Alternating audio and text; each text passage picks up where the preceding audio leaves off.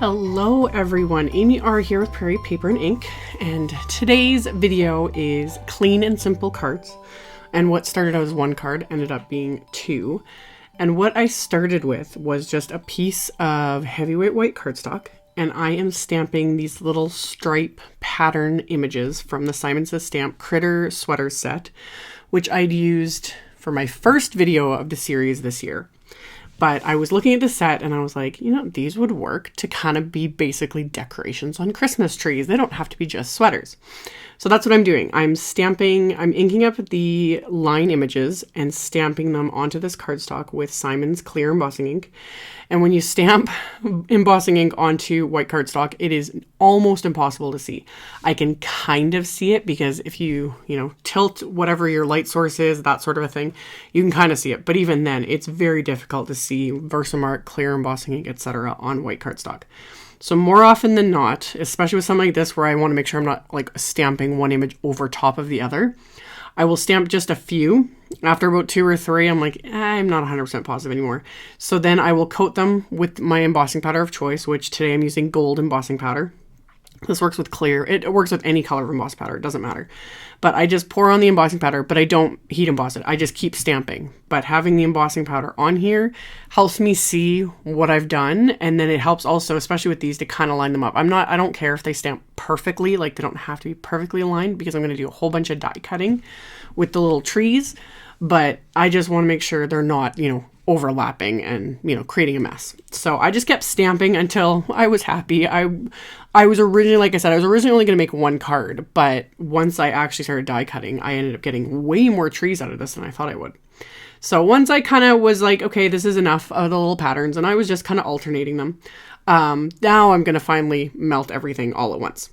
So I let my heat tool heat up for a few seconds, and then I'm going to melt all of these with the heat tool. And I used, this was Simon's Ultrafine Gold embossing powder. So I thought the gold and then the colors I chose would just be really pretty, but this would look really nice too. I originally was going to do just clear heat embossing and then sponge the ink over and would look really pretty, but I really wanted to do gold. So for my inks, I'm using Simon's Mint Candy, and Teal dye inks. And the Mint and Mint Candy, on the screen, they look very similar, but in real life, the mint is the lightest, and then the Mint Candy is a shade darker, and then the teal is obviously much darker. So I just thought these would look really pretty with gold. There's something about the color, like, mint sort of and teal sort of colors with gold and white. It's like, oh, yes. So I just sponged these on with my little Picket Fence blending brush. Really simple. I swear this took me not even 2 minutes, I don't think. So just blended them on. Again, the blending didn't need to be perfect because I'm going to die cut these. And Simon inks, they do smooth out even more as they dry. But I just wanted the color on because I'm using these little Christmas tree dies. These were released last year or the year before. I forget. They were released a while ago from Simon. They're still available. But I thought these would be perfect, and they were. I was able to get way more die cuts out of that piece with the embossing and the inking than I thought. So this is why I ended up making 2 cards in the end, because I had just enough to do 2. So I kind of figured out my placement of these and decided to use the Merry Christmas sentiment from the Critter Sweater set. I was originally going to use, a more classic sort of sentiment, but I was like, oh, this would look really cute, and then kind of have the trees clustered around it. So I have both my card bases, which again, heavyweight white cardstock. And then I just used my anti-static powder tool again, and then I just kind of eyeballed and stamped the sentiment onto both card fronts, and I'm going to heat emboss it with the same gold embossing powder. And then with both of those, melt both of them. And then on the inside of both cards, I decided to use the Warm Winter Wishes sentiment from that same set. I decided to keep it extra simple today. Minimal supplies. You don't need, 5 stamp sets and 3 dies and 2 different die cutting machines and, the plethora of insane amount of stuff that I normally use to create one card, which I know is a lot of times overkill, but I can't help it. A lot of times that's half the fun, but sometimes it's also really fun to challenge myself and keep things a lot more simple, a lot more doable.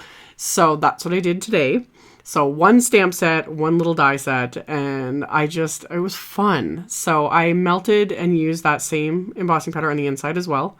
And then once that was done, I decided I wanted to pop the trees up for dimension. I mentioned this in a previous video that especially when I'm going clean and simple, sometimes it's nice to add a little bit of dimension. It gives it that little extra something without being totally over the top. So I used more of these thin 3D squares from Scrapbook Adhesives. I'm kind of obsessed with these. These are thinner than the standard ones, so they're just, again, they just give it that little bit of dimension without being too crazy. So I just arranged the trees in pretty much the same way I had arranged them before I stamped the sentiment, just kind of clustering them around that Merry Christmas sentiment. So I did the same thing with both cards. Again, keeping it simple. This is definitely a mass producible sort of a thing, and yet it's just got that little something. So adhered all those trees, and then I had 2 little trees. Like I said, I got as many die cuts out of that piece as possible. So I had 2 little trees left over, and that's what I wanted to adhere to the inside of both cards. And I used Simon's Craft Tacky glue for that. And then as a final bit of embellishment, you could skip this step, but I gotta have some bling. So I pulled out the Studio Katia, the gold crystals. The gold in these is very matchy with Simon's gold embossing powder. That's why I chose these, because they're just, it's a similar shade of gold. Because if you're at all picky like me about gold, there's so many different shades. Some can be sparkly, some can be more brass, some can be more antique, etc. So I have multiple shades of gold embellishments because 1, you need tons of embellishments, and 2, for things like this to, you know, make things match.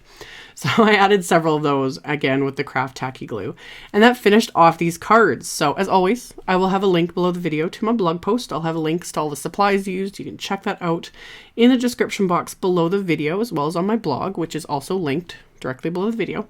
Thank you all so much for watching, and I will hopefully see you all very soon in another video. Bye.